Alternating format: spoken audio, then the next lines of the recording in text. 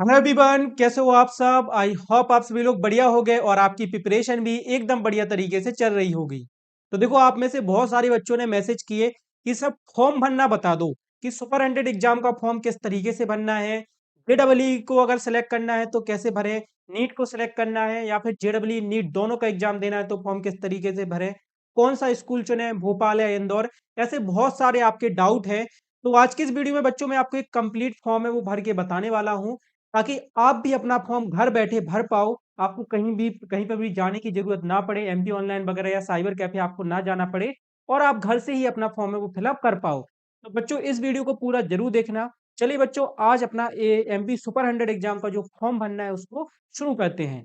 तो सबसे पहले बच्चों, आपको क्या करना है, आपको अपनी कक्षा 10वीं की मार्कशीट चाहिए होगी, क्योंकि उससे हमें बहुत सारी डिटेल फॉर्म में भरना है। और उसके बाद आपको इस वीडियो के नीचे डिस्क्रिप्शन बॉक्स में हम एक लिंक दे देंगे ऑनलाइन फॉर्म भरने का, तो उस पे क्लिक करके आप फॉर्म है वो फिलअप कर सकते हो। तो बच्चों, जैसे ही आप लिंक पर क्लिक करोगे आपके सामने कुछ इस तरीके का जो पेज है वो ओपन हो जाता है।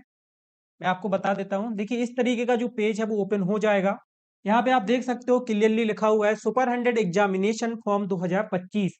अब सबसे पहले आपको क्या करना है बच्चों, यहाँ पे रोल नंबर लिखा हुआ है, तो इसमें आपको अपनी क्लास 10वीं का जो रोल नंबर है वो डाल देना है। मैं भी यहाँ पे एक काम करता हूँ, एक बच्चे का रोल नंबर है वो यहाँ पे डाल देता हूँ। तो यहाँ पे हम रोल नंबर डालेंगे 1572340002। ठीक है। इसी तरीके से बच्चों, आपका जो भी कक्षा 10वीं का रोल नंबर है वो आपको यहाँ पे फिल कर देना है। उसके बाद यहाँ पे आपको कैप्चा फिल करना है। तो यहाँ पे कैप्चा कोड है E15D और 09। इसको फिल करने के बाद आप यहाँ पे सर्च पर क्लिक कर देंगे। तो जैसे ही बेटा आप सर्च पर क्लिक कर देंगे, देखिए आपके सामने कुछ इस तरीके का जो फॉर्म है वो ओपन हो जाएगा। सबसे पहले यहाँ पे नेम आएगा, तो नेम आपको वही डालना है जो आपकी कक्षा 10वीं की मार्कशीट में है। तो यहाँ पे चलिए मैं नाम डाल देता हूँ, ओम प्रकाश। आपको भी बच्चों अपना नाम है वो डाल देना है, जो भी आपका नाम हो।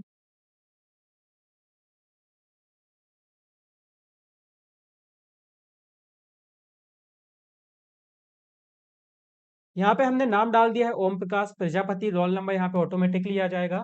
यहाँ पे फादर हस्बैंड नेम डालना है, तो यहाँ पे आपको अपने फादर का नाम डालना है। फादर का नाम है राम नरेश, तो हम यहाँ पे डाल देंगे राम नरेश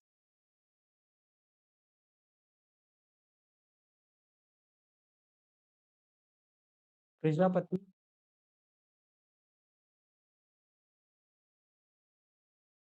ठीक है। यहाँ पे मदर नेम डालना है, तो हम यहाँ पे मदर का नेम डाल देंगे। मदर का नेम है शीला बाई प्रजापति। हम भी यहाँ पे बच्चों एक बच्चे का जो फॉर्म है वो भर रहे हैं, जस्ट आपको बताने के लिए।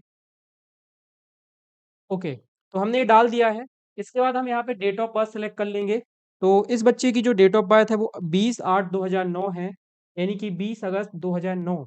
तो सबसे पहले तो यहाँ पे हम 2009 सेलेक्ट करेंगे और यहाँ पे हम अगस्त 20 अगस्त है वो सिलेक्ट कर लेंगे। तो देखिए हमारी डेट ऑफ बर्थ आ गई है 20/8/2009। ठीक है। यहाँ पे हम मीडियम सेलेक्ट करेंगे, तो हिंदी मीडियम का स्टूडेंट है इसलिए हम यहाँ पे हिंदी सेलेक्ट कर लेंगे। कैटेगरी यहाँ पे एससी कैटेगरी का बच्चा है, तो यहाँ पे हम एससी सेलेक्ट कर लेंगे। ठीक है, आपकी जो भी कैटेगरी हो आप वो चूज कर सकते हो। यहाँ पे जेंडर सेलेक्ट करना है तो मैं मेल कर लूंगा। आर यू एमपी डोमिकल, इसका मतलब है कि क्या आप मध्य प्रदेश के निवासी हैं, तो यहाँ पे आपको यस कर देना है। अगर आपके पास बीपीएल का कार्ड है तो आपको यस कर देना है। ठीक है। उसके बाद आर यू फिजिकली हैंडीकैप्ड, अगर आप हैंडीकैप्ड हैं तो यस, और नहीं है तो नो कर देना है। यहाँ पे मैं नो कर दूंगा। यहाँ पर बच्चों अब सबसे इंपॉर्टेंट जो हमारा वीडियो का पार्ट है वो स्टार्ट हो जाता है। सबसे पहले बच्चों आपको यहाँ पे सब्जेक्ट सेलेक्ट करना है, तो सब्जेक्ट आप मैथ्स और बायोलॉजी दो ही सब्जेक्ट सेलेक्ट कर सकते हो। क्लेट का जो एग्जाम है वो इस बार सुपर 100 में से हटा दिया गया है, जैसा कि मैंने आपसे आपको 2 से 3 महीने पहले ही बता दिया था कि इस बार जो क्लेट का एग्जाम है वो नहीं होने वाला है। ठीक है। तो सब्जेक्ट स्ट्रीम में आप मैथ्स और बायोलॉजी में से कुछ चूज कर सकते हो, कोई से भी आप चूज कर लो, ऐसा जरूरी नहीं है। आप मैथ चूज करके भी नीट का एग्जाम दे सकते हो और आप बायोलॉजी चूज करके भी जेडब्ल्यू का एग्जाम दे सकते हो। ठीक है। तो क्लास 11th में आप जो भी सब्जेक्ट लेना चाहते हो वो सब्जेक्ट आपको यहाँ से चूज है वो कर लेना है। ठीक है। कोई सा भी कर सकते हो बेटा, एक बार मैं फिर से बता रहा हूँ, आप मैथ भी कर लो बायोलॉजी कर लो, आपको दोनों एग्जाम है वो देने को मिल जाएंगे, चाहे आप जेडब्ल्यू देना चाहो चाहे नीट देना चाहो। तो यहाँ पे मैं मैथ है वो सिलेक्ट कर लूंगा। अब आपको यहाँ पे कॉम्पिटेटिव एग्जाम सेलेक्ट करने हैं। तो देखिए यहाँ पे 4 ऑप्शन आते हैं, जेडब्ल्यू, नीट, जेडब्ल्यू और नीट, और आता है फिर नीट और जेडब्ल्यू। तो देखो बेटा, अगर आपको सिर्फ जेडबलई का एग्जाम देना है तो आप सिर्फ जेडबलई सेलेक्ट करोगे। अगर आपको नीट का एग्जाम देना है तो आप नीट सेलेक्ट करोगे।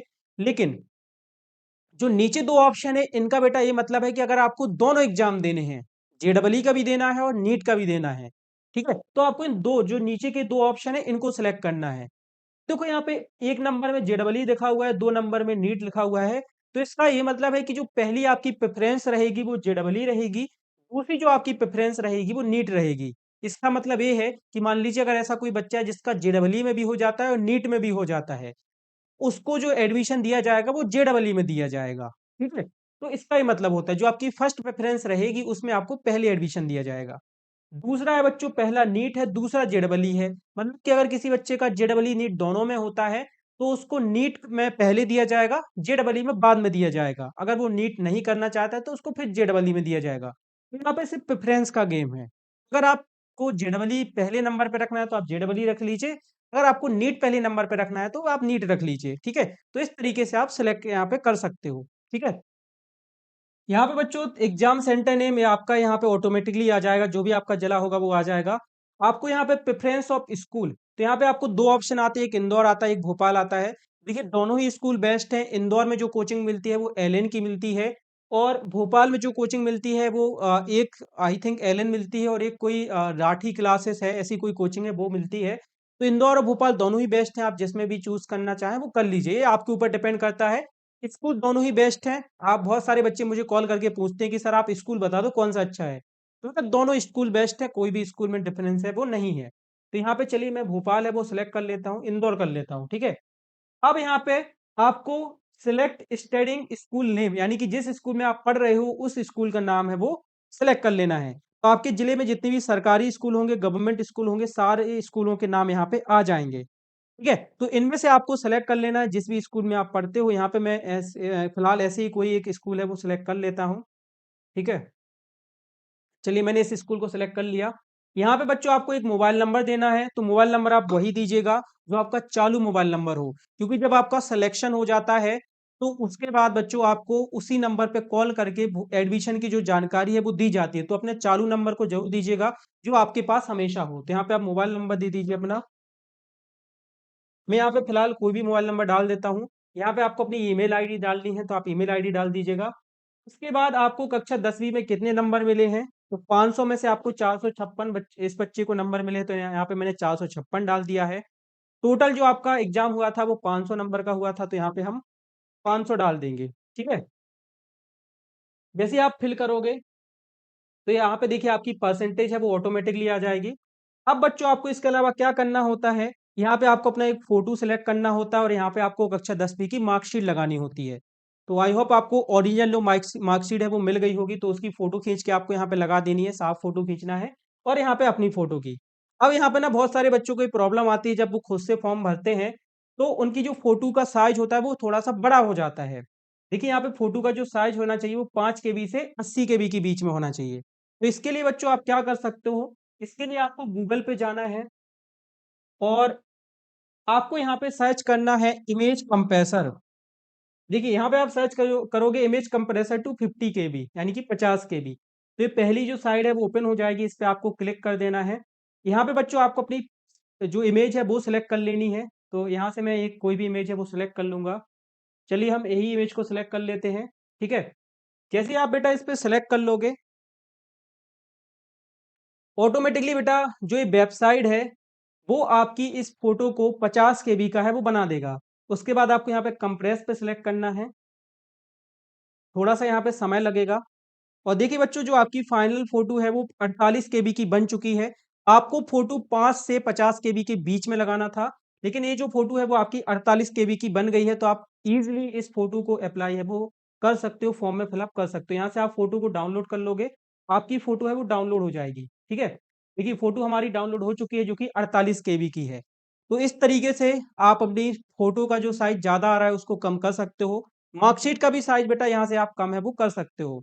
और कैमरा थोड़ा-सा धुंधला दिख रहा है, बारिश की वजह से कभी-कभी कैमरे में ये प्रॉब्लम हो जाती है कि जो आपको मेरा वीडियो है वो थोड़ा-सा धुंधला आ रहा है। बट इन्फॉर्मेशन देना आपको ज़्यादा ज़रूरी है, इसलिए मैं ये वीडियो है वो बना रहा हूँ।